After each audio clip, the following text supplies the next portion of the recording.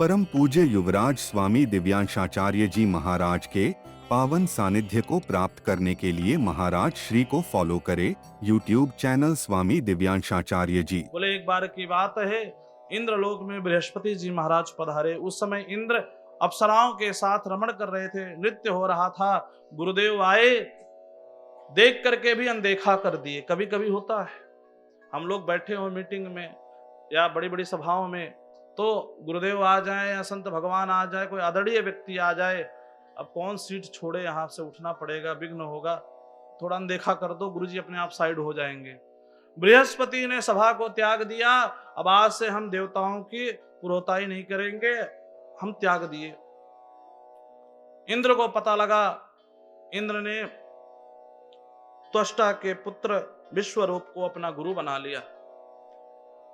विश्वरूप जो है, अब तो नए नए पुरोहित तो खूब यजमान के कल्याण के लिए यज्ञ इत्यादि कराने लगे। नारायण कवच इत्यादि का उपदेश दिया है कि राजन, इस नारायण कवच को यदि तुम धारण करके कहीं भी जाओगे युद्ध में, तो तुम्हारा अमंगल नहीं होगा। खूब सुंदर है कभी भी, इसलिए नारायण कवच का पाठ हर व्यक्ति को करना चाहिए। या खुद ना कर सके तो किसी ब्राह्मण से संकल्प करवा करके अपनी रक्षा के लिए, यदि कोई बीमार है, कोई अशक्त है, ऐसे व्यक्ति के लिए संकल्प करवा करके नारायण कवच का पाठ करवाना चाहिए, उसको जल्द स्वास्थ्य लाभ होता है। जले सुमारक्षतु मत्स्य मूर्तिम याद्गोर्गणेभ्यो वरुणस्य पाशात् स्थले सुमाया वटुवामनोव्यात् त्रिविक्रमाखेवतु विश्वरूपः। नारायण कवच का सुंदर उपदेश दिया। एक दिन यज्ञ करा रहे थे विश्वरूप। इनकी जो मां थी ये राक्षस कुल की थी, शुक्राचार्य की थी।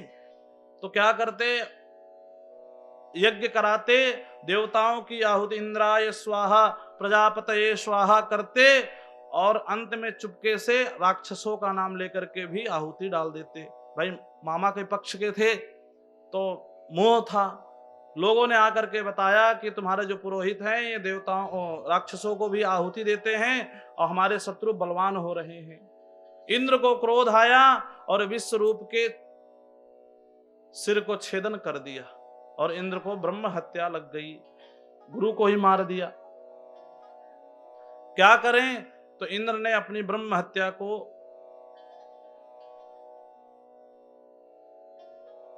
विभाजन कर दिया।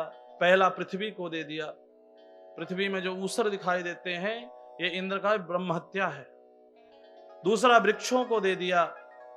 वृक्ष में जो गोंद निकलती है ना, गोंद, ये क्या है, तो बोले ब्रह्म हत्या है। तीसरा स्त्रियों को दे दिया। जो ऋतु दर्शन होता है, 4 दिन की अशुद्धियां होती हैं, ये इंद्र की ब्रह्म हत्या है। इस समय कभी भी जो है पराय पुरुष का दर्शन नहीं करना चाहिए, सावधानी रखनी चाहिए।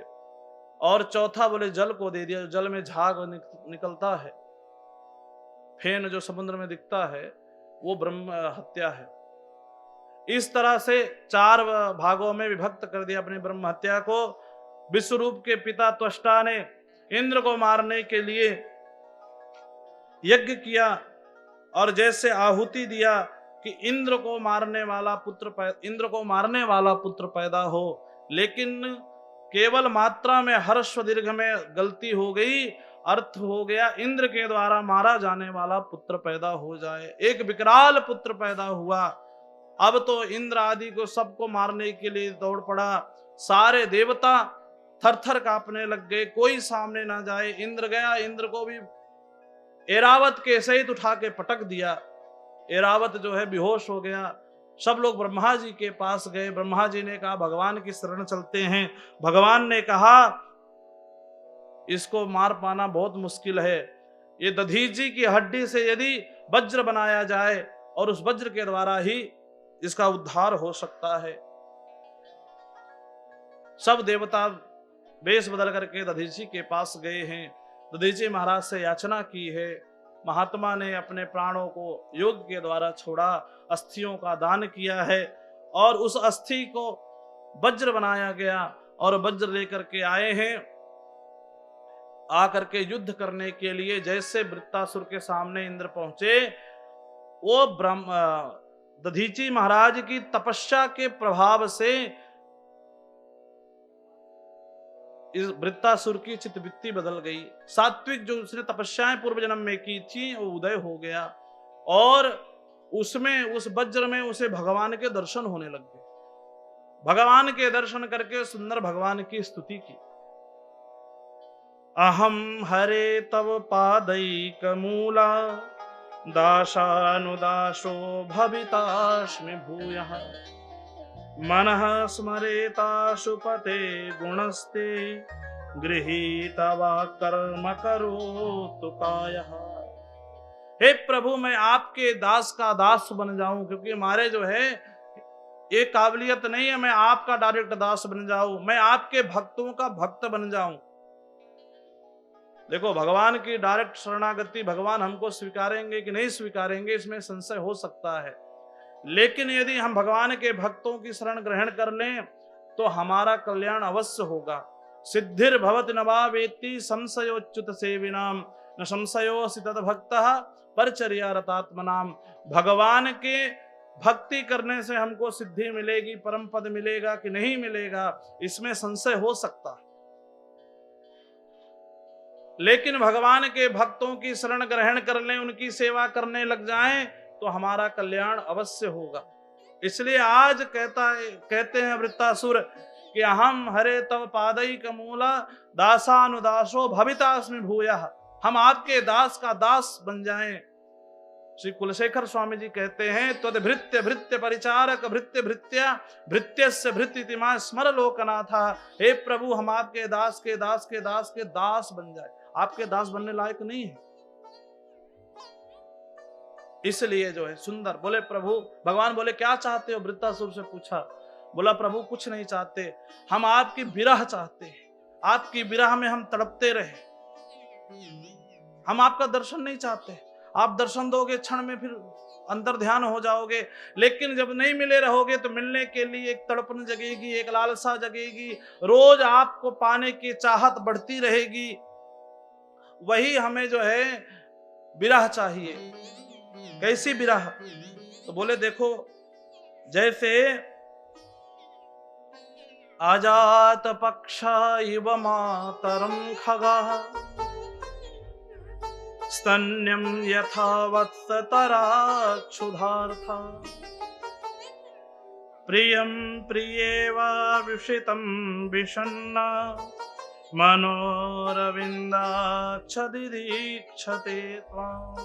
हे प्रभु, जैसे एक पंखहीन नवजात पक्षियों का बालक होता, बच्चा होता है, जब माँ दाना लेने के लिए घोंसले में उसे छोड़ करके चली जाती है तो अपने केवल माँ का ही चिंतन करते रहता है। माँ आएगी, हमें दाना लेकर के आएगी, कुछ खिलाएगी, हमारी रक्षा करेगी, और वो संसार से भयभीत भी होता रहता है, कोई आकर के हमें मार ना दे, केवल और केवल अपनी माँ का चिंतन करता रहता है। प्रभु, हमें वैसे ही आपका चिंतन बना रहे। जैसे एक पंखहीन पक्षी अपनी माँ को याद करता है, वैसे हम आपको याद करते रहे। और बोले जैसे गौ माता जब सुबह अपने बालक को छोड़ करके, बछड़े को छोड़ करके, नवजात बछड़े को, और गौ चारण करने के लिए जाती हैं, चारा खाने के लिए जाती हैं, तो गौशाला में बंधा हुआ वो बछड़ा दिन भर अपनी माँ के लिए माँ माँ करके चिल्लाता रहता है, याद करता रहता है, मेरी माँ आएगी और हमको दूध पिलाएगी। ऐसे ही प्रभु आपकी विरह हमें भी रहे, हम भी आपको याद करते रहें, कब ठाकुर जी आएंगे, कब ठाकुर जी आएंगे। तीसरा देखो कितना सुंदर उदाहरण दे रहा है, एक असुर हो करके तीसरा उदाहरण देता है प्रभु। प्रियम प्रियेवा, जैसे एक प्रियतमा अपने प्रेमी को याद करती रहती है, एक पत्नी अपने पति की रास्ता देखती रहती है, कब आएंगे कब आएंगे। बोले एक गांव में एक स्त्री पढ़ी लिखी नहीं थी, उसके पतिदेव विदेश जाने लग गए, तब तो फोन का समय नहीं था फोन करके बात कर ले, तो जाने लग गए विदेश। पत्नी चरणों में पड़ गई, प्रभु हम कैसे जानेंगे, कब आप आएंगे। तो पतिदेव ने कहा चिंता मत करो, हम कम से कम 10 दिन बाद आ जाएंगे। अब उसको गिनती भी नहीं आती थी, 10 की कैसे गिना जाता है। पतिदेव ने कहा देवी इस दीवार पर मैं 10 लाइन बना देता हूं, खींच देता हूं, तुम रोज सवेरे एक लाइन को मिटा देना, और जिस दिन सारी लाइन मिट जाएगी उस दिन मैं आ जाऊंगा। अब तो बेचारी सुबह उठती, पतिदेव जब चले गए तो पत्नी सुबह उठती और उठ करके एक लाइन बड़े भाव में मिटा देती। 1 दिन, 2 दिन, 3 दिन, 4 दिन, जैसे जैसे उसकी लाइनें खत्म होती गई, लाइनें कम होती गई, उसको अपने पति से मिलने की त्वरा बढ़ती गई। अरे बस अब तो 3 ही बची हैं, अब 3 दिन बाद वो आ जाएंगे। अब तो 2 ही बची हैं, अब वो आ जाएंगे 2 दिन बाद। अब तो 1 बची है, बस कल और परसों आ जाएंगे। और जिस दिन वो भी रेखा मिट गई, अब तो सुबह से लेकर के शाम तक कोई आहट होती, कोई भी नॉक करता गेट पर, कोई आवाज होती, कोई आहट होती, उसको लगता कि हमारे पतिदेव आ गए, दौड़ करके गेट खोलती, पता लगा कोई और है। सुबह से शाम तक बेचैन हो जाती है। प्रभु इसी तरह से हमारी भी दशा हो जाए, आपको पाने के लिए त्वरा मच जाए। कब ठाकुर जी मिलेंगे, कब मुझे अपने अंक में लेंगे, कब अपने पीतांबर से हमारे ऊपर डालेंगे, कब हमारा श्रृंगार स्वयं करेंगे, कब ठाकुर जी अपना अधरामृत हमको पिलाएंगे, कब ठाकुर जी हम पर कृपा करेंगे। ऐसी त्वरा जग जाए, प्रभु बस यही चाहते हैं। इतनी सुंदर उसकी स्तुति देख करके इंद्र को आश्चर्य लग गया। अरे राम राम, एक दानव जो है, जिसकी बुद्धि इतनी सुंदर, भगवान के प्रति इतना लगाव, अरे धन्य है ये दानव जिसकी बुद्धि इतना भगवान में लगी हुई है। अब तो फिर पुनः वो जो है अपने असुर बुद्धि को आकर्षित किया है और इंद्र से लड़ने के लिए तैयार हुआ। इंद्र और वृत्तासुर में घोर संग्राम हुआ है, युद्ध हुआ है, और अंत में वृत्तासुर इंद्र के द्वारा मारा जाता है। उसका उद्धार होता है, एक तेज निकलता है और तेज जाकर के भगवान के चरणों में विलीन हो जाता है। बोल भक्तवत्सल भगवान की जय।